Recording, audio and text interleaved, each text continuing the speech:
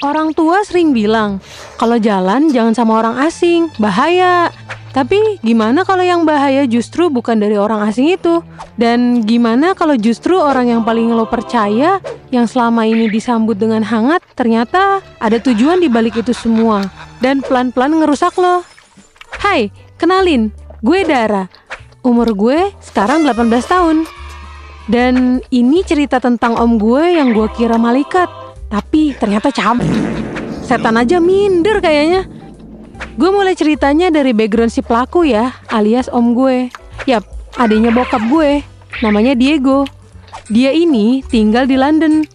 Dan gue cuma pernah ketemu pas gue masih kecil, pas liburan ke sana. Dia itu punya anak 4, yang sekarang udah pada gede. Jadi umurnya terlampau jauh sama gue. Istrinya tuh asli bule London gitu, dan dia menetap di sana. FYI, bokap gue sama dia emang ada keturunan orang luar Bekasi. Orang luar negeri. Dan bokap gue pilih ke Indonesia dan kerja menetap di sini. Setelah sekian lama gak ketemu, akhirnya si om ini ke Indonesia dan ketemu sama keluarga gue. Saat itu gue udah 10 tahun alias 4 SD. Dia cerita kalau istrinya udah meninggal dan satu persatu anaknya udah punya keluarga sendiri. Ada juga yang kuliah di negara lain. Asli, loyal pol dan tajir banget sih. Secara dia mantan jenderal di sana. Tiap dia kasih hadiah, dia sering banget cium kening gue.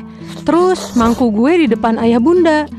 Ya awalnya gue ngira dia bersikap kayak gitu karena kangen punya anak kecil buat dimanjain dan nganggep gue ini anak sendiri. Terlebih kalau di luar negeri kan anak umur 17 tahun lebih tuh pasti udah gak serumah sama orang tua. Gue juga selalu bareng ayah bunda tiap dia ngajak gue jalan. Jadi gue ngerasa secure. Long story short, gue makin gede. Gue masuk SMA kelas 11 nih. Makin kelihatan deh tuh gerak-gerik anehnya. Di situ posisinya dia sering ke Indonesia. Seperti biasa, dia ngajak belanja. Tiba-tiba pengen ketemu berdua. Dia beliin gue skincare sama jalan-jalan agak jauh dari rumah gitu. Sampai nih, dia planning rencana mau bawa gue kuliah di London. Dia jemput gue sendirian, belanjain gue di mall. Pas pulangnya, hujan deras dah tuh.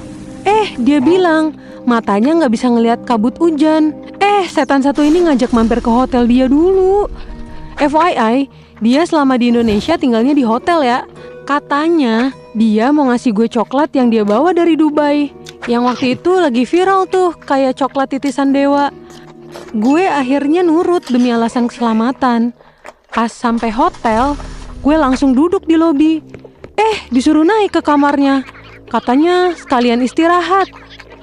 Gue di situ antara nggak sadar atau bego aja sih.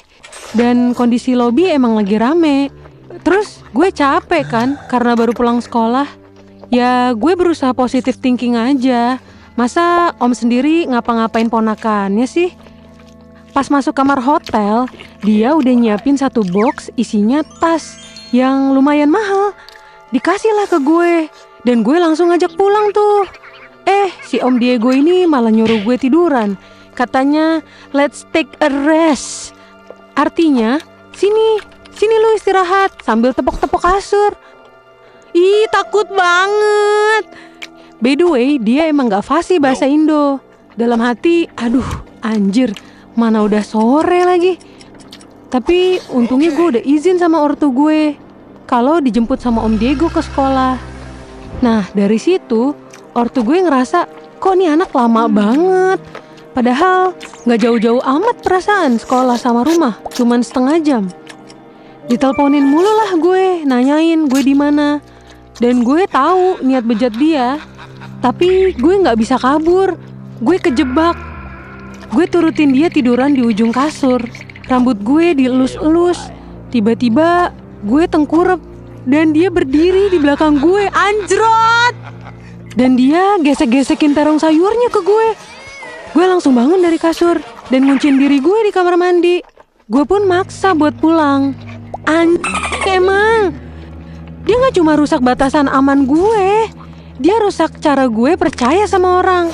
Gue enek banget sama nih orang. Pengen gue tampol bolak-balik pakai swallow rasanya. Hebatnya, dia nggak nyentuh gue kayak predator jalanan. Tapi itulah topengnya si predator om baik hati nan bajingan ini. Dan akhirnya kita balik. Selama di perjalanan, gue diem aja kayak stiker koyo. Sesek banget dada gue, pengen nangis dan teriak rasanya. Badan gue kerasa menggigil karena shock berat. Gue benar-benar ngerasa kayak mainan di matanya. Shock gue nggak cuma sampai di situ cuy. Pas udah masuk kawasan perumahan gue nih, dia berhentiin mobilnya. Terus dia lepas seatbelt gue dan kampretnya dengan santainya dia nyium gue di bibir, cok. Asli, gue jijik banget. Pengen gue ikat bibirnya pakai karet gelang 200 biji. Sesampainya di rumah, gue disambut ortu gue yang belum tahu anaknya diledekin sama adiknya sendiri. Gue pasang muka seolah-olah nggak terjadi apa-apa. Dan dia masih bisa ngobrol sama ayah gue, seolah nggak ada yang salah. Di situ ayah ngobrol sama si tarung sayur di ruang tamu. Sedangkan gue ke kamar sama bunda untuk unboxing belanjaan dari om bejat itu. Gue cuman bisa pura-pura happy dan pura-pura excited. Di situ gue pengen banget ceritain semuanya ke bunda. Tapi gue belum siap nyeritainnya. Ngeri gue shock lagi. Dan takutnya dikira gue ngarang. Soalnya kan citra Om Diego dianggap malaikat banget sama ortu gue. Setelah itu gue memutuskan buat mandi malam-malam. Keramas sambil nangis di bawah shower. Karena gue ngerasa ini udah menjijikan banget. Besoknya gue sekolah. Karena gue udah gak sanggup mendem. Akhirnya gue cerita ke temen deket gue soal kejadian kemarin. Dan gue percaya dia bisa jaga rahasia. Setelah kejadian dari hotel itu, si Om Diego beneran gak ada rasa bersalah sama sekali. Bahkan nih, dia berani minta foto gue dengan imbalan sekian juta buat satu foto. Ya jelas dengan akal sehat ya gue nolak lah anjir. Bermodalkan niat dan keberanian serta bukti chat bejat si Om, akhirnya gue ngadu ke bunda gue. Dengan emosi bunda gue cerita ke ayah. Gue gak tahu pasti cara nyelesain masalahnya gimana. Akhirnya si Om bejat ini udah gak pernah kontak gue lagi. Singkat cerita, gue lupa gak ngeblokir WA-nya. Gue buat status deh tuh, foto bareng pacar gue. Dia reply gini, "Is he your boyfriend? Is he better than me? What did he give to you?" Intinya dia ngomong, "Itu pacar lo? Apa yang dia kasih ke lo? Emang dia lebih baik daripada gue?" Idih, najis mugalazo banget. Gue bales lah, yang penting cowok gue kagak cabul kayak lu. Tapi dalam hati. Dan ternyata dari gue SD, dia emang udah niat mau gue. Mau dijadiin istri masa depan setelah istrinya meninggal. Tapi agak gak waras ya. Dikasih ayam penyet malah minta telur barendo nih orang. Kan yang lebih matang banyak. Ini malah milih gue. Udah tua bukannya tobat, ini malah bertingkah.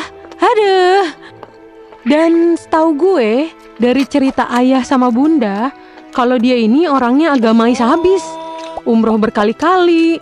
Tapi kelakuannya kayak setan kemasukan setan.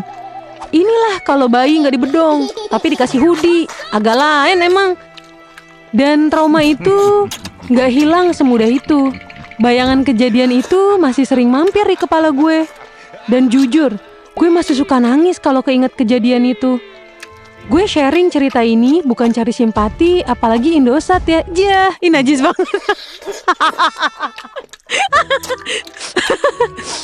Oke.